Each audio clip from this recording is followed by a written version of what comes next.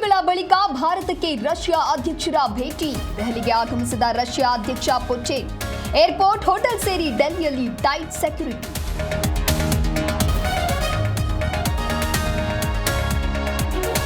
ಕ್ಯಾಬಿನೆಟ್ನಲ್ಲಿ 8 ಬಿಲ್ಗಳಿಗೆ ಅನುಮೋದನೆ. ದ್ವೇಷ ಭಾಷಣ ಮಸೂದೆಗೆ ಸಂಪುಟ ಅಸ್ತು. ಅಧಿವೇಶನದಲ್ಲಿ ಮಂಡನೆ ಎಂದ ಎಚ್.ಕೆ. ಪಾಟೀಲ್.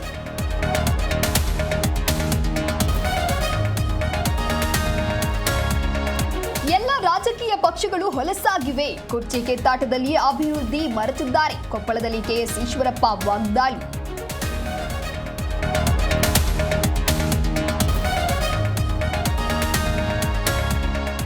ಅರ್ಚಕನ ಮೇಲೆ ದಾಳಿ ಮಾಡಿದ ಚಿರತೆ. ಚಾಮರಾಜನಗರದ ವಿಸಿ ಹೊಸೂರಲ್ಲಿ ಘಟನೆ. ಚಿರತೆ ಸೆರೆಗೆ ಮುಂದಾದ ಅರಣ್ಯ ಅಧಿಕಾರಿಗಳು.